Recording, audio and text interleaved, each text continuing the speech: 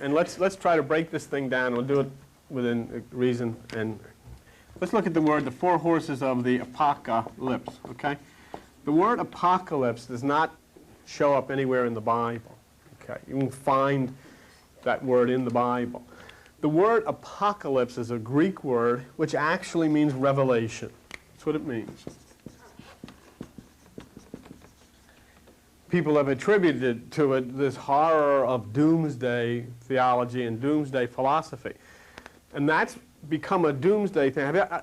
One of the more morbid movies that was made recently was made with, I forget the fellow's name, that guy that called Apocalypse Now. I mean, it was really, and it conjures up, everybody thinks when they hear the word apocalypse, a horror, violence, doom, gloom, gases, and destruction all over the earth. The word does not mean that. We have constructed it to mean that because we didn't understand what fire coming down from heaven and saving people was. When people looked at it literally, they said fire is going to come down from heaven and it's going to save those that are chosen. So this is it became an apocalyptic type of thing instead of a revelation. Okay? The word does not mean horror at all. It means revelation. That's what the Greek word apocalypsis means. Let me show you something. Go to, I didn't show what page it's on. Somebody find 1 Corinthians chapter 14 for me and yell out what page that's on, okay? 1 Corinthians chapter 14. 940. 940. Go to page 940. Let me show you something that you get a better idea of what I'm talking about. 1 Corinthians chapter 14 on page 940, and if you look at verse 26, okay? It says, "How is it then, brethren, when you come together, every one of you has a psalm, a doctrine, hath a tongue, hath a revelation." You see that word revelation? That's apocalypsis. In Greek, that's apocalypse. That means a revelation. It does not mean doomsday. All right? So what we're going to do then is get into the book of Revelation this morning, get into the four horses of Revelation, and you're going to find out, and you're going to walk out this door, and you're going to understand what it means.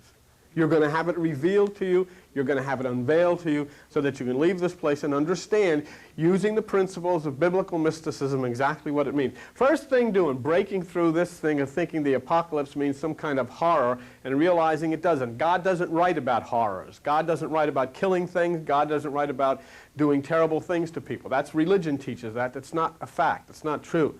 You know that simply by the very act of nature itself, that that's not true. God is renewal, healing, new life. God is what you see Al Cruz experienced today.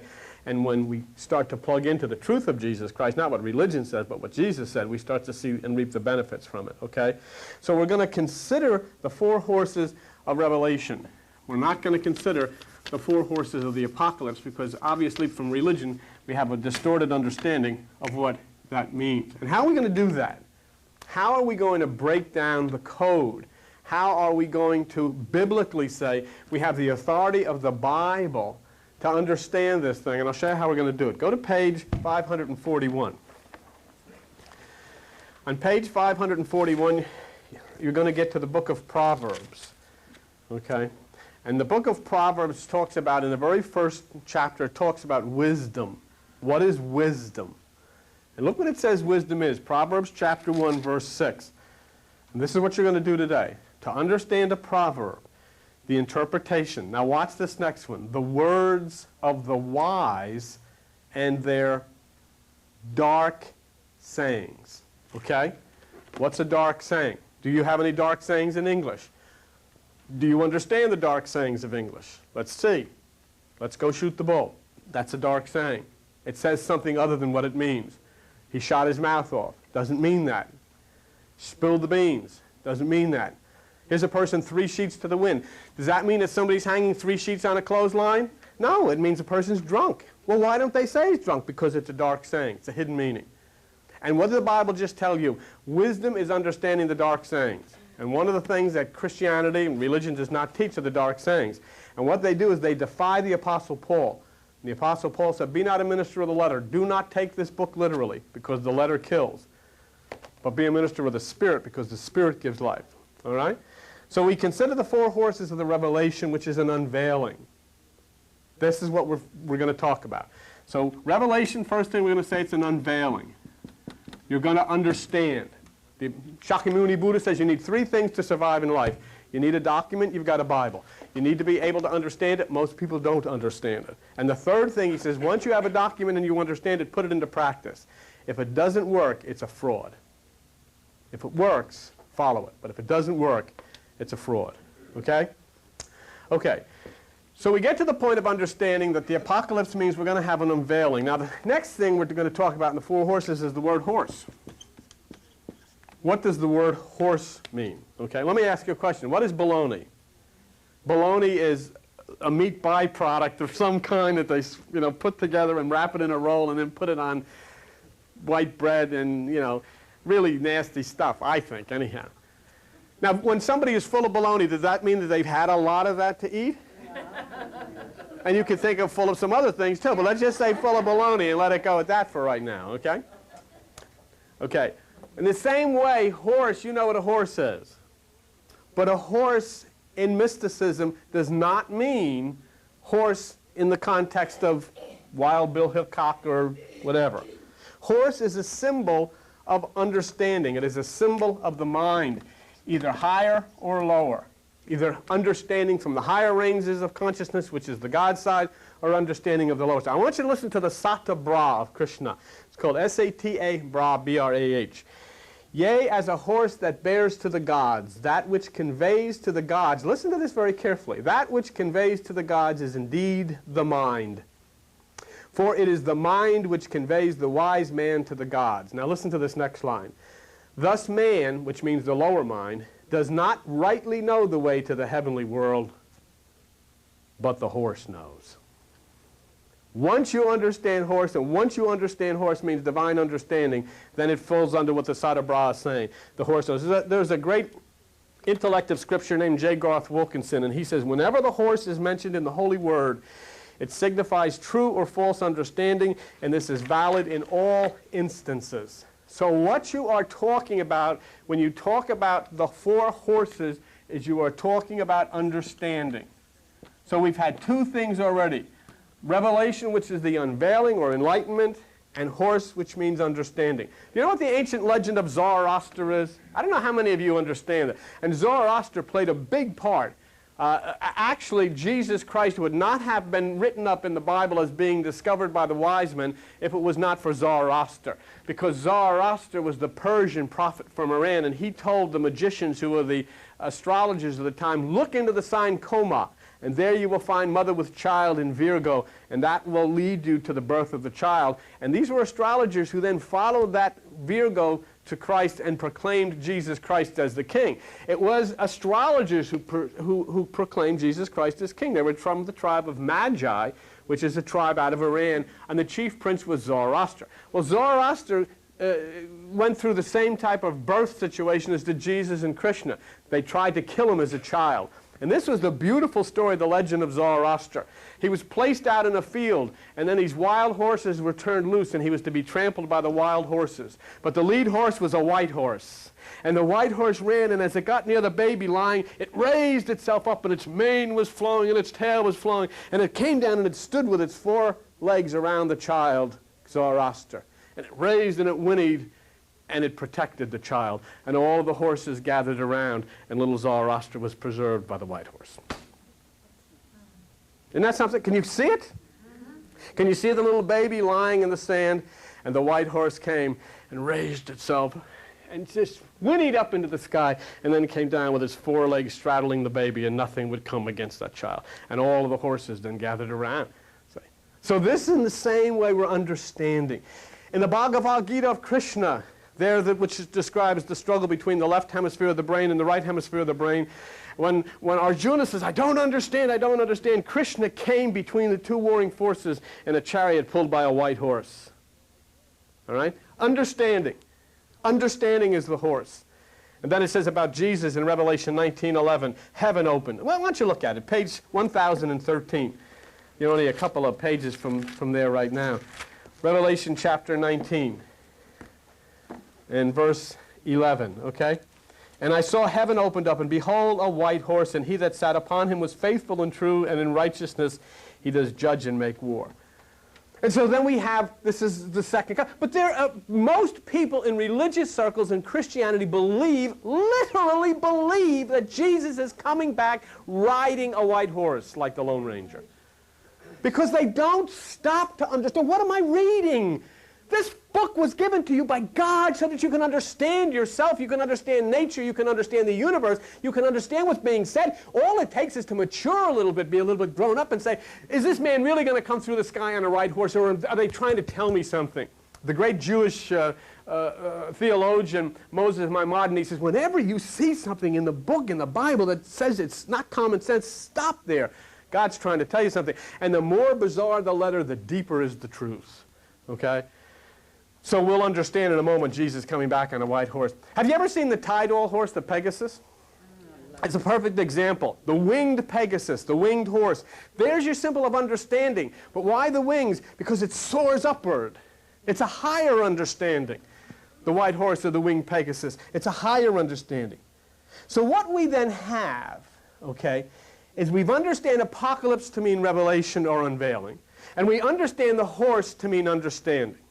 The mind. So now we've got to consider colors, because we've got 4 colors to deal with here. We've got red, we've got black, we've got pale, we've got white. Okay? The color red in mysticism, and the color red when you see it in the Bible, means the emotions. Pretty soon you're talking about Halloween. You're going to see little kids walking all over town with a little devil suit on, and it's going to be colored red. And he's going to have little horns on it. And what that signifies is the power of the emotions. That's why the devil's in a red suit. The Red Sea. They used the Red Sea allegorically. For God's sakes, the Red Sea never opened up. Things don't happen like that. When you think that it really happened, you miss that it does happen. The Red Sea is the churning emotions that try to drive you back to the bondage of the lower mind. And when you looked up a la Moses, the sea parts and you're able to get over to the right side to the promised land within yourself. It's allegory. It's what it said you read in a moment ago. Understand the dark sayings. We're dwelling on these things as if they really happened. If they really happened, then why don't they? Did they just stop because the book was over? They stopped because it never, ever occurred physically. God works in laws. But what he was saying is inside of you there is a churning Red Sea of emotions, and when that churns, that will block you from the understanding of wisdom. It will block you from the understanding of God. But if you will look up, that will part, and you will be able to cross over to the promised land. It's within you. I mean, the people stare at me. I didn't say the kingdom of God is within you. Jesus Christ said the kingdom of God is within you. I didn't say you could find it within yourself. Jesus said it. I didn't say you should cast your energy to the right side. Jesus Christ said it. But yet they'll dwell and they say that which is considered the mainline religion tells some man not to go in his backyard when God's mother shows up. That's okay, but this is a cult. Figure it. So it always means emotions. The color red means emotions. The color black means intellect. Why does the color black mean intellect? Your mind, your thinking process, trying to figure this out intellectually. What happens today? Well, today's not a good day, but when the sun is shining, the light is shining, the Christ is beaming down on all life. But then as the day starts to grow longer, that which comes from the west, the left side, don't you understand? When you look north, east is always on the right side, west is on the left side. The east side represents the right hemisphere of the brain. The west side represents the left hemisphere of the brain, which is the intellect. What is it that puts out the sun from the right side? The intellect from the left side. What is it that puts down the sun during the day? That which comes from the west. When the west encroaches, there is blackness all over the earth. And so the ancients made the west signify that which is darkness, or black, which is intellect. When you try to figure this stuff out intellectually, you are sitting in the darkness of the left side. And that's why the Bible says, not by might, not by power or whatever, but by spirit. The pale horse represents that which is the physical, the lower carnal mind, the lower aspects of the flesh. And the white horse, for obvious reasons, is the spirit. It is pure. It is free from all fault. That's why Jesus comes on a white horse. Listen, For God's sakes, you go to churches. They say he's going to come and set up his kingdom on the earth. Jesus Christ said, no, I'm not. My kingdom is not of this world. Who are you going to believe? Obviously, they believe. They flock into these places and they distort the thing. Jesus Christ said, my kingdom is not of this world. I'm not coming to set up any kingdom. And then say, Jesus is coming to rule and reign for 1,000 years. Jesus Christ said, no, I'm not. The kingdom does not come with observation. The kingdom's within you. That's what he said. So they say, ask him to come into your heart. In John 26:11, Jesus Christ says, don't ask me nothing. Go to God yourself. What's in you is in me. You can do better than I can. That's what he said. They can't deal with that. And so they hold you into the bondage of coming around singing Amazing Grace with a wretch am I, instead of understanding Jesus Christ wants you to be something special because you are special, something great because you are great. Jesus Christ did not come to this earth to say how great he was. He came to this earth to say how great you are. When Jesus Christ said how great, well, if Jesus Christ was standing here saying how great thou art, he'd be talking about you. How great they are, that's what he felt. It's religion that wants to put you in this place of being a stuzzball so that they can hang on to you and get you to come each week so they can save you. Don't fall for it. So we got these four colors. We got the unveiling. We got the horse, which means understanding. So now we see the unfolding of the fourfold nature, and we go to the number 4. When I was in New York speaking a couple of weeks ago, a young lady came up to me who teaches the Kabbalah in New York City. And she said, you know, you were talking about the number 9. She says, I wanted to tell you you're absolutely right. She says, do you know that every single letter in the Jewish alphabet has a numerical value to it? And she says that Christians in religion have no idea what's going on in the Bible because they don't understand the numerical value of the letters. And do you know that the number 9 is consciousness, that if you take the Jewish letters and add up the word Adam, do you know what it comes out to? 9. And who knows, if you take 666, what's it come out to? 6 plus 6 plus 6 equals 18. 1 plus 8 equals 9. Every single number means something. There are 4 horses because the number 4 means something. It stands for the fourfold nature of emotions, intellect, physical, and spiritual. It stands for the 4 points of the compass. That's why the tribes of Israel are positioned north, east, west, and south as the 4 points of the compass in the book of Numbers. It's number 4. It's humanity. It's you. You have fourfold nature. Look, in the book of Daniel, there's 3 Hebrews. Do you know something? Do you know that religion believes that this guy threw 3 guys in a furnace and cooked them and that they were okay and they were sitting in there eating popcorn? I mean, they really believe this. Do you know what God is doing, sitting up in the sky somewhere, pulling his hair out, saying, I didn't think they were going to believe this. They really believe in this. What are we going to do? I mean, how are we going to get through to these people? They believe you put 4 guys in a furnace and turn up the fire as hot as it can get, and they're eating popcorn. I mean, folks, how are we going to grow up? How are we ever going to face life if we're taking these things which are written by Eastern mystics literally? Look, who they put in the furnace? 3. Shadrach, Meshach, and Abednego. Do you see what the 3 represent? Emotions, intellect, and physical. When the threefold part of your nature, of your emotions, your physical, and your intellectual starts to run into the passions of the flesh, you get ground up in the emotionalism and you can be destroyed. What's the number 7 mean? 7 means with the 7 chakras that Rose talked about the other night. The number 7 means intervention through the Kundalini, through the 7 chakras. Watch me. I want to show you something really neat in this book about Shadrach, Meshach, and Abednego. Go to page 726. Page 726. And you could go ahead, say he's a nut, say he's a crazy, say he's an occult, but you can still walk out of here and go anywhere you want and look this stuff up and say it's true. What he said is true. Who has ever done? What church have you ever gone to which ever told you what the numbers mean? What church have you ever gone to whatever told you what the horse means? Never, never.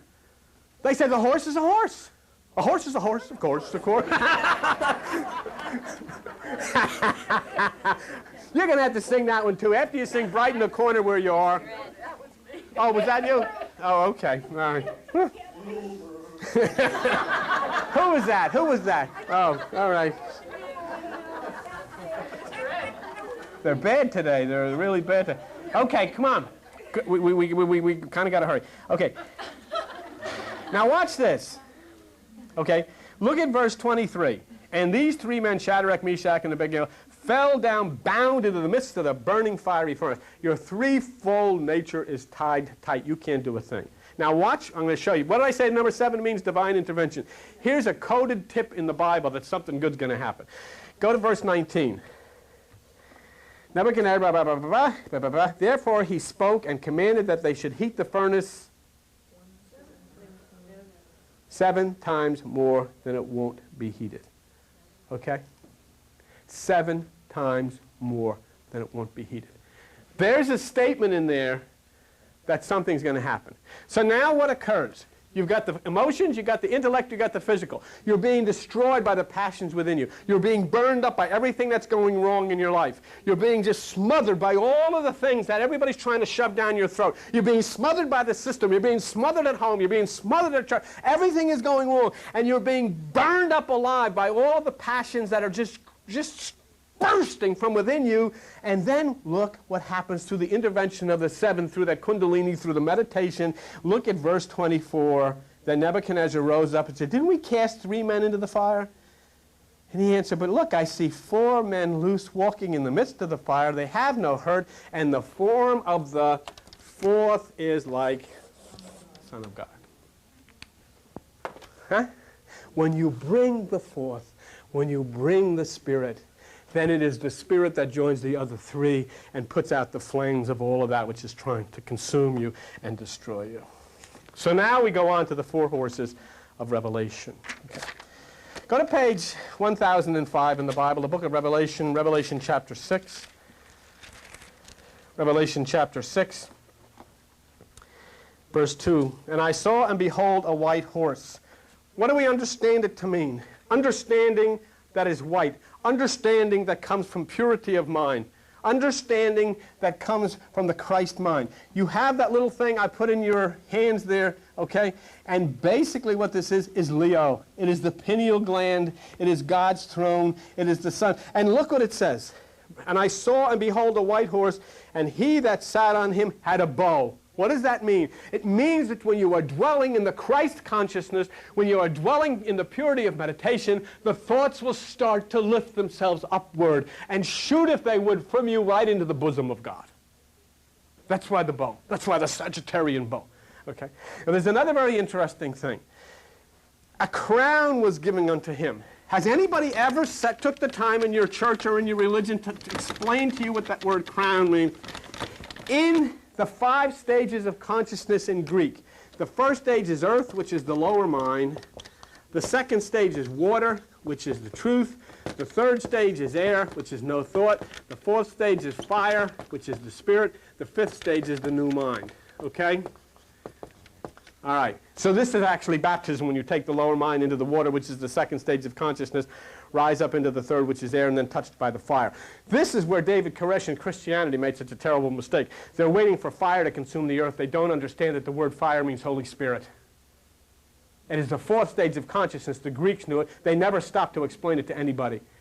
There is no fire in the hands of God that burn people. The fire is the Spirit. That's why it says, John baptizes you with water, which is the truth. I shall baptize you with fire. I can baptize you with water. I can tell you the truth. I can tell you where to go, but once you go, then you will be baptized by the Christ who baptizes with fire when you rise up to the 4th stage of consciousness.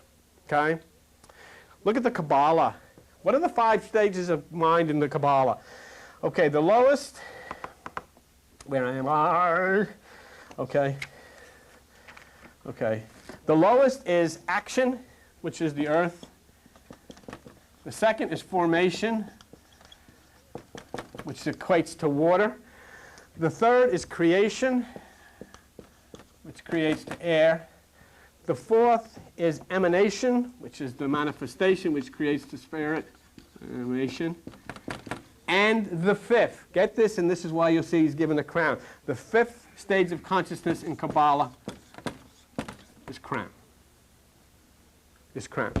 So then, when a person finds in meditation a touch from the divine, pure essence of Christ consciousness, their thoughts start raising themselves upward via the bow, they are given a crown, they then speak themselves into that higher realm of divine consciousness, which is the Christ mind.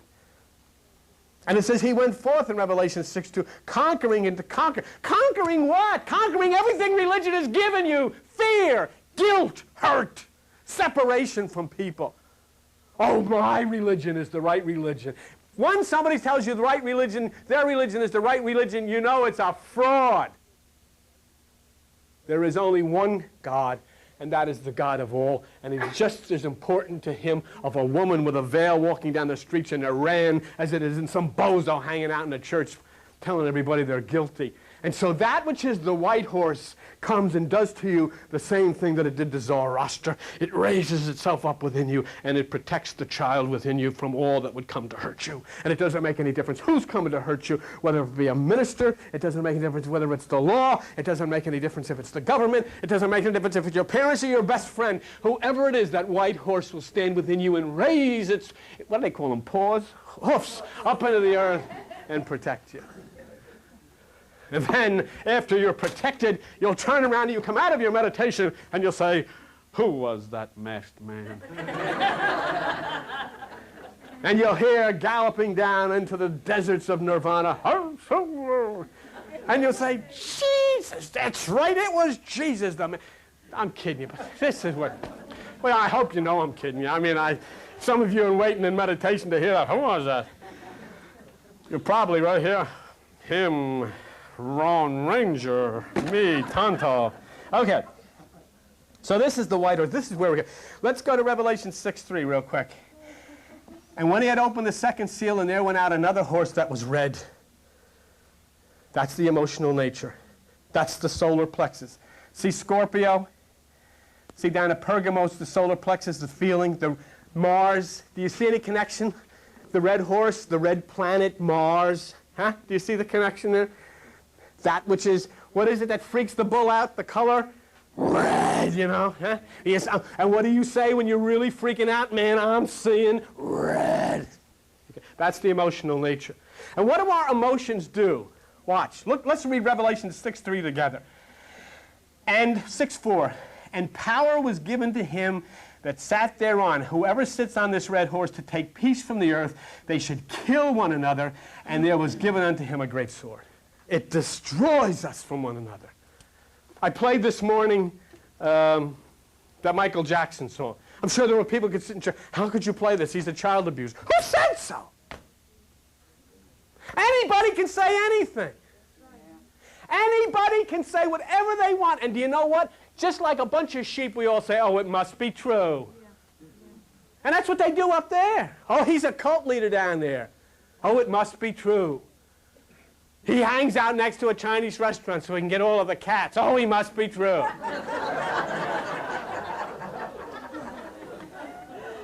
You know why? Because through religion we have sacrificed our ability to think as individuals. We can't think for ourselves anymore because we got to think the way they think.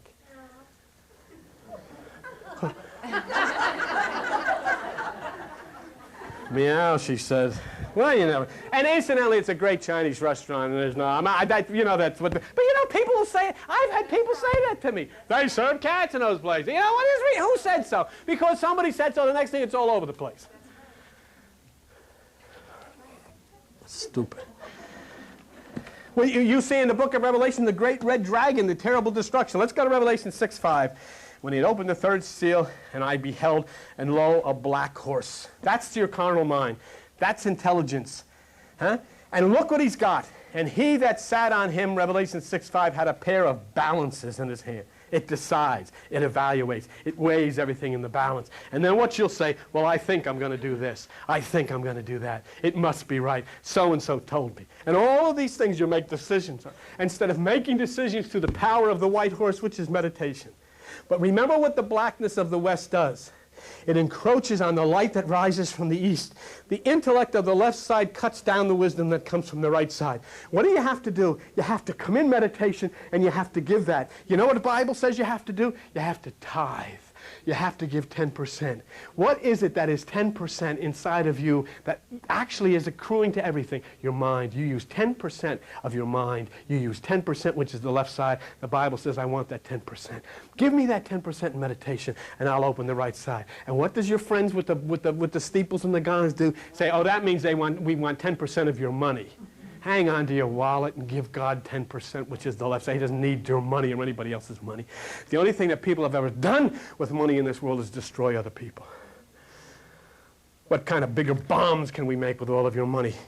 What kind of bigger lies can we make through religion with all of your money? And God says, I don't want money. I don't want anybody's money. I want you to give the 10%. Give me that which growing out of the left side, and I'll give you that which flourishes from the right side. That's the intellect. Where the wise men come from. 2 months from now, you're going to be in church and they're going to say, and the wise men came from the east. And nobody will ever say, who is the wise men? Do you know there is not one instance in the Bible when a wise man did not mean an astrologer? Not one. Every time wise men is written of in the Bible, it means an astrologer. So get them up, tell the truth, get in the church, let the little kids say. And then Madame Marie, the astrologer, came. And she said, there is a rising in the cusp of Virgo, left side, which is in accordance with Sagittarius. And I thought, oh, you can't do that. That's exactly what they did. But you can't tell the truth. Magi. Can't you even see the word magic? That's where it comes from. The Magi. But they came from the east. Why? When you look north, east is at the right side. And when the Christ child is born within you, wisdom comes from the right side. Wisdom comes from the east and brings you gifts of love and peace and healing. But we prefer that there was a... You know what I used to think when I was a kid? There was nobody to tell me. I used to think these guys were out in a Jeep going across the desert and looking for this... It's over there now, Charlie. Oh, yeah, let's go. Here it is. I used to think they'd followed the star around. And then the star came right over and pointed down here. But that star is the light that comes from the right side. That star is the light that comes from the east. And it points to where the child is born within you. And then finally in Revelation 6:6, we have that... which is the... Well, you know, I'll show you something. You see that Revelation 6:6? A measure of wheat for a penny. Wheat means wisdom. A penny is like Jesus said, if you have a mustard seed, that's all you've got to give. Practically absolutely nothing but a little bit of your time for wisdom. 3 measures of barley. You know what barley means? Love. Wisdom and love. 3 measures. Why 3? Because it gives you new life. Just that little bit of effort, that little bit that you pay into that which is God, that little bit of time that you sit in meditation for wisdom, that love which gives you the new life. And it says, look what it says, see thou not hurt the oil and the wine. The wine is the spirit, and the oil is a reference to that which flows up through the spinal cord. The ancients believed that rayed at the bottom of the spinal cord, and then through the power of Kundalini, it raised up and touched the pineal gland and lit the light. That's why they said you should not have sex just before you're going to meditate. Right after, have a ball, but just before it, no. Okay? So that you can, and you know, it's people get offended. Why should you get offended? It's an adult thing we're talking about here. All right? It's a very adult thing. So they said abstain from sex just before meditation, so there's oil in the lamp. And it gives you the 5 foolish virgins. They didn't have any oil in their lamp. I mean, are they going to waste time in the Bible talking about 5 whacked out women walking around, hey, where the heck, I can't light my lamp. Well, you're not coming to the party, but if you have oil in your lamp. You're talking about the 5 senses, sight, taste, touch, smell, and hearing. There's no oil in the lamp, which means it has spilled out through that which is the lasciviousness of the lower. There's nothing there to go rising up through the spinal cord and the higher. Take it, do whatever you want with it. Okay, the pale horse, Revelation 6:8. This is the physical. His name that sat on him was death. Why? Watch me very carefully. Intellect never dies. Emotions never die. Spirit never dies. The only thing that dies is the physical. Wow. The body is the only thing that dies. Everything that's physical dies. Nothing spiritual, nothing emotional, nothing intellectual ever dies. Can't. Do you want to hear something? Do you want to hear something that maybe this is the first time you ever heard it? Do you know that if a doctor does brain surgery on you, and Al, you're excluded from this one, but if a doctor does brain surgery on you, do you know that when he takes out your brain and looks through it, He'll never find anything of your emotions. He'll never find anything of your intellect. Huh? He'll never find anything of your spirit. It's not there. But is it there? It's there. See? So it can't die. It can't be touched. It can't be found. It can't be seen. But you know it flows and it glows and it is part of your life. It is absolutely the part of you that exists forever. It is your ego, your personality. And when that body dies, all of that stuff just runs off to another body. As the Guru said, all I know for sure is one day I'll be in another woman's womb. Okay? And that pale horse is the physical, the carnal mind. It says, power was given to him over the fourth part of the earth to kill with the sword and the hunger. There's one thing that can destroy your emotional nature. There's one thing that can destroy your intellectual nature. And there's truly one thing that can destroy your physical nature, your spiritual nature, not your physical. People don't, and I swear I'm not putting any people on guilt trips, but you will not go to meditation because you're comfortable. Hey, the ball game's on. I'm on the couch, you know. If you had any proof that this worked, even though Jesus said it works and Buddha said it works and Christians, if you had any proof that this worked, you leave the ball game, the couch, and the whole bit. You know, you couldn't wait because you don't believe it. You can't believe it. You have to experience it. You have to be part of it. The fact that Jesus told you to do it should be enough. Okay. So now, look at one last thing. Hell followed with him because that's the lower physical aspects of the mind. So your four horses are lined up, folks. And now the starting gate has opened, and I'll tell you something. If the pale horse is in the lead, you're separated from God. You're separated from meditation, and physically you can suffer because you're consumed in that which is your own physical existence. If the black horse is leading, you're questioning everything. You're questioning the spirit. You're trying to analyze that which cannot be analyzed. Do you know why Christianity has missed it totally? Do you know why they're at odds with one another? Do you know that you can hardly find one Christian church that agrees with the other? All the denominations are split up. Oh, no, they're wrong. Yeah, they're right. No, they're wrong. Yeah, I think they're right. You know why? Because it's all done through the physical. It is not done through that which is the higher realms of consciousness. And so they're separated from one another. They're split from one another. And that's what happens when the black horse leads. You are missing nothingness. If the red horse leads, then you're at war with yourself. Then you're at war with yourself.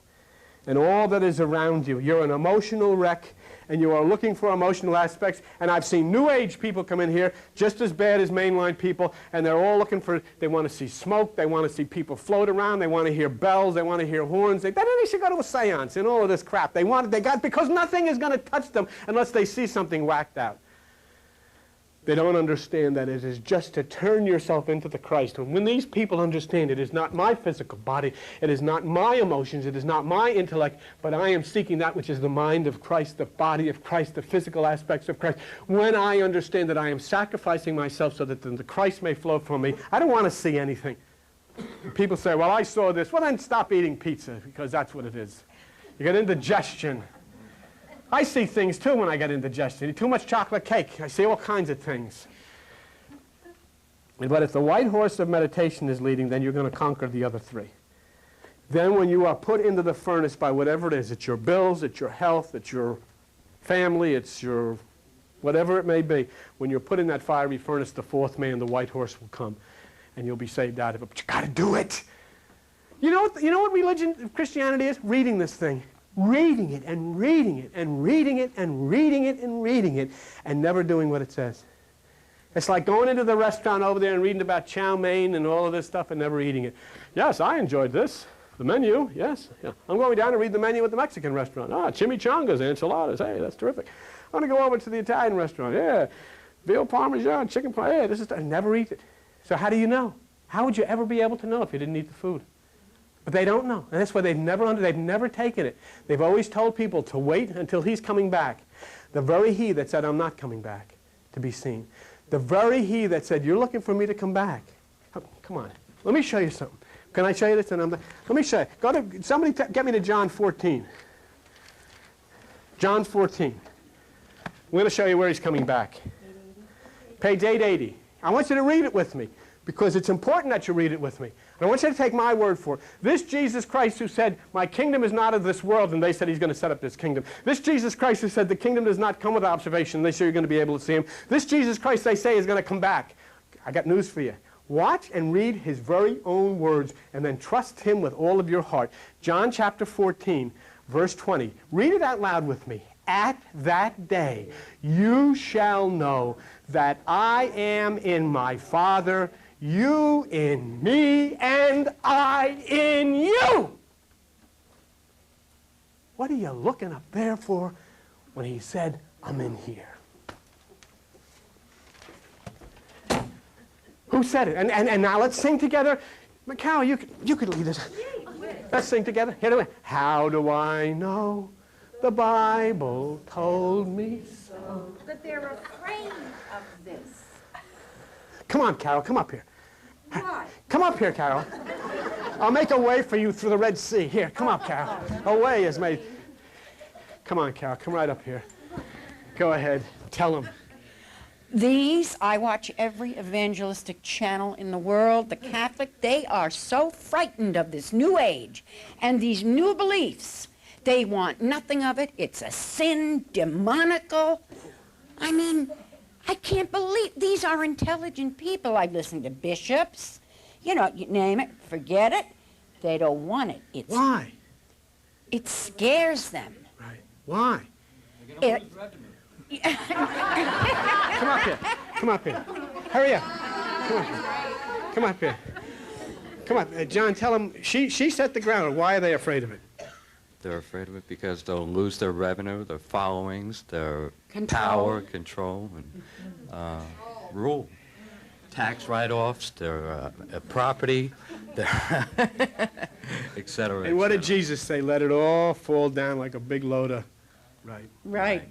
Well, thank you very much. You're welcome. Wait, very good. You want to sing a little bit of your song? No, Okay. not today. So that's that. And so there are the four horses of revelation, the four aspects of your mind, what they can do to you if you let them, or what they can do for you if you let them. And that depends on you obeying the Christ and finding that which is the kingdom within you. And you have to not trust me because you can't, because I'm only a person. You can't trust any person. But you do have the words of Christ. He's the one that said the kingdom is in you. He's the one that says don't ask him for anything. He's the one that said that he's not going to ask God for you. He's the one that said you can do better than he can. He's the one that said of his own self he could do nothing. All of these things. But most important, he said, do you hear the zippers? He said that, no? You're done. That's what he said. That means... Silver and gold. Don't drop it. It's not bound. Why did you do this? Because I'm done? Is that what you're saying? Do you know? I don't know. They don't sound... In this church, it's not chimes that go, you know? When it's over and she said, you've said enough, this is what you hear. Then I always look down and say, oh, it's not me. Maybe it's done. So whatever I was saying, you know, it's good. Okay, we did good. And I hope that you can walk out of here, walk through that door and have a little understanding of the reality of this very mature God who expected that we as adults would approach these things as adult, mature people and not worry about four horses charging across the clouds ready to beat up everybody, but understanding there are four parts of you that are ready to really save and lift you up if you'll only follow the instructions of Jesus Christ who said, hey, the kingdom is within you, look for it. Practice the single eye. Cast your energy to the right side. And then all of the things that I do, you'll do, and you'll do better than me. That's a lot of courage. I haven't heard too many religion people tell me I can do better than Jesus because they don't believe it. And so they leave everybody in the same wrathful mess that they've been in all of their lives, not realizing that Jesus wanted you to be better than him. He said it, and if he said it, he meant it. And that's the kind of a guy you can follow. He wasn't interested in building himself up. He was interested in building you up. Thank you very much for